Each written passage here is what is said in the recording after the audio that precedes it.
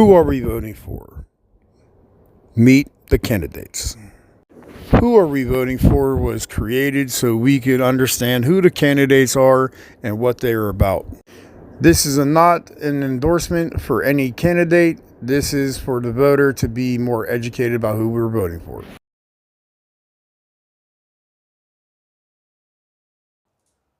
Hello, my name is Kim Salinetro. A little bit about myself. I am a Christian first. I'm a wife, a mother of twin daughters. I am a District 2 resident my entire life. I grew up in Sheridan, love Sheridan. I moved to Banksville probably about 10 years ago, but I still own a house in Sheridan that I rent out to my lovely sister-in-law who's a nurse. I've kept that investment property because I was not ready to leave my home in Sheridan. That's where I grew up and I love it there. My daughters mean the world to me. I am a grandmother of two.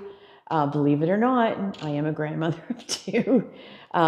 They are wonderful people, and I have been blessed to raise my girls.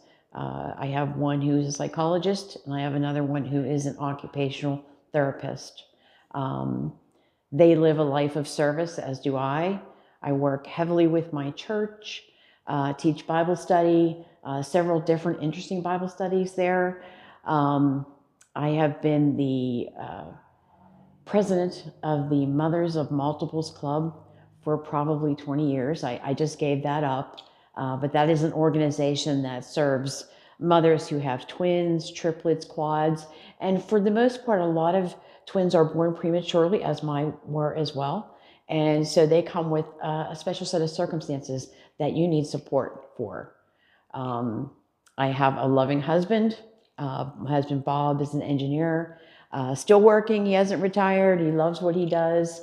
He is a train aficionado. We own an enormous amount of toy trains, probably worth more than my home, but it's a love that he has, and he fixes trains, he collects trains, and he is the local scrapper in the neighborhood.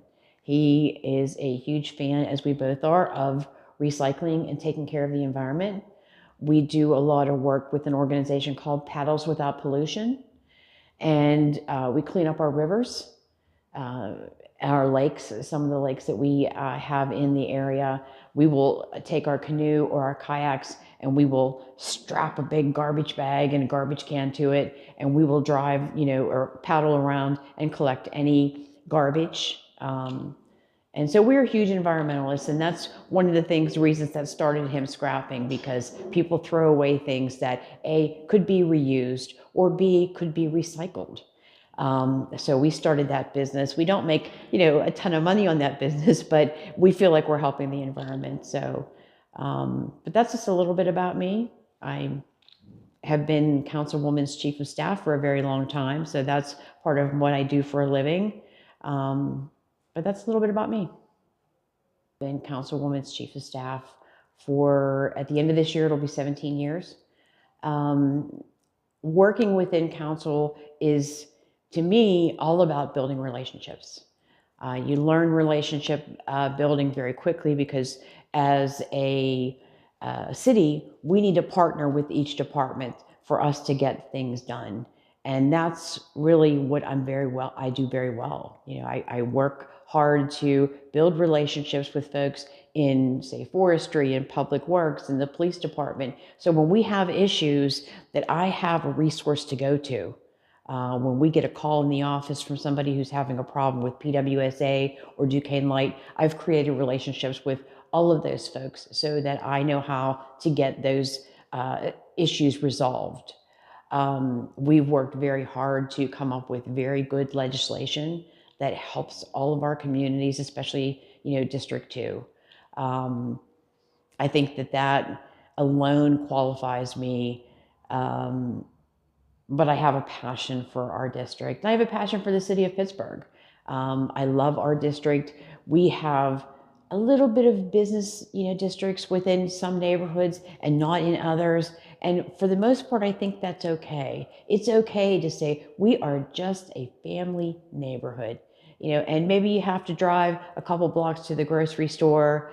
But for the most part, we live in quiet, peaceful neighborhoods where our kids play on the streets, and I think that is a great asset.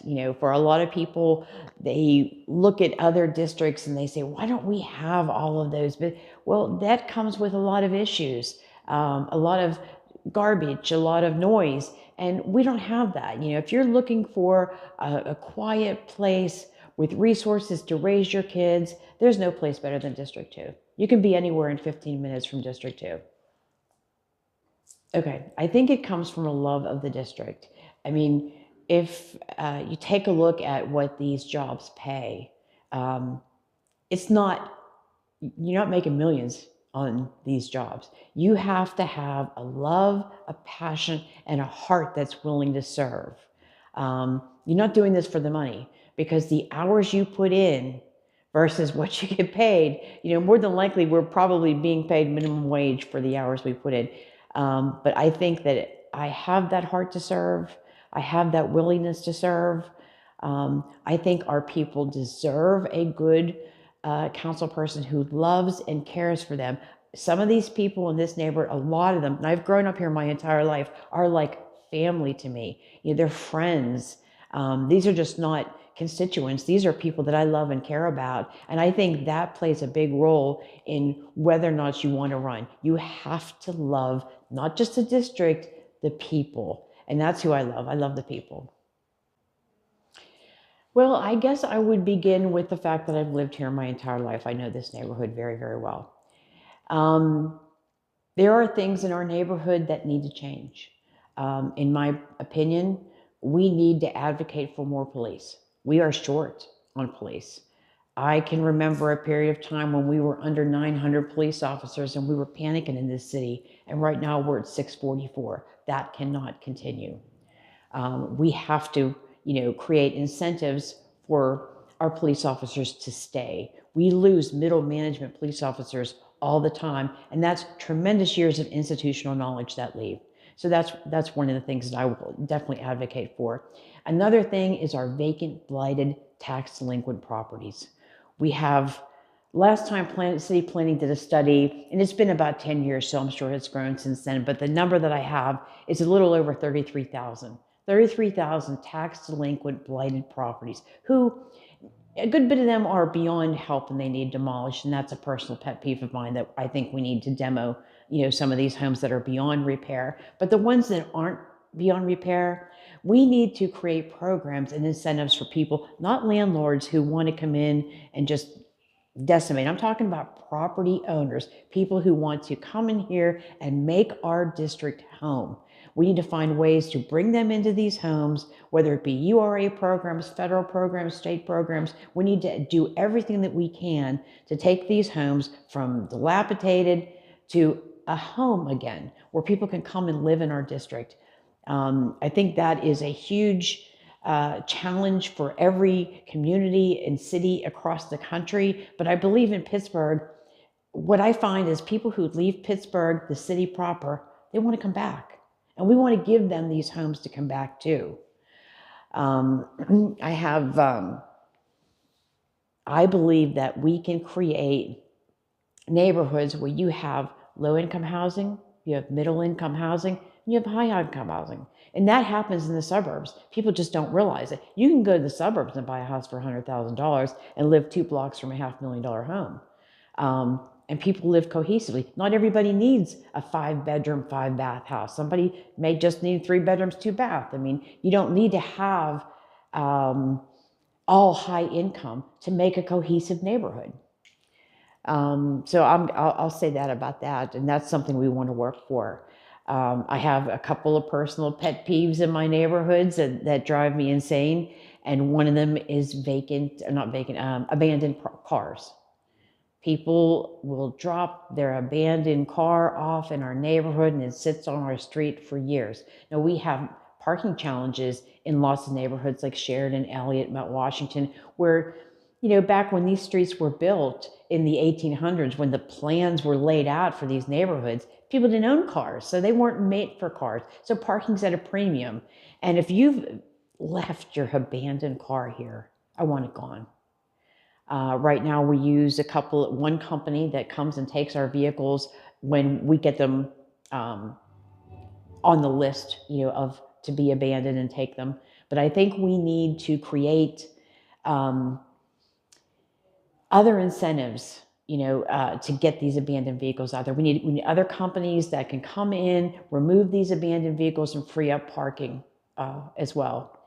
I would like to expand our environmental services to include a department for dumping. We do a little bit of it now, but again, we have contractors all over the place that don't want to pay for dumping because it adds to their cost, to their contract. So they'll look for neighborhoods in the city, not just in our district, but all over the city, that they can dump their concrete material, their construction material, and that cannot continue. That's just a personal pet peeve of mine. I would like to legislate additional punishments for these folks. I want to know who you are, what makes you think it's okay to dump here, and I want to see you in court. And we can get a few of them in court, but not nearly enough. We need to expand that program. I want those people to be in court. I want you to be fined, thousands of dollars for dumping in our district. That's really, the crux of where I'm at right now. I said we have to go with, where we are right now and expand from there. I love our business districts. We need to create incentives for our business districts. We have a beautiful West End area, West End proper, I call it. Most of those properties down there are privately held. And we need to create programs, either through the URA or the mayor's office, to get those property owners to invest in bringing businesses to the West End proper. There's no reason you're holding on to these properties forever. And I don't know what they're waiting for. We are a bridge away from the casinos. We should have a thriving West End business district, and right now we don't. And that's something I would like to see change. I am a dedicated, invested member of this community, and I have been my entire life. I will work and fight for everything that we deserve in this neighborhood and everything that we've not been getting. I will work with whatever administration comes in because I do love this district. And I think I am the right person at the right time. We need experience. We need knowledge. We need an anchor to anchor our district into the next coming age, the future. And I think I'm the right person to do that. And that's why you should vote for me.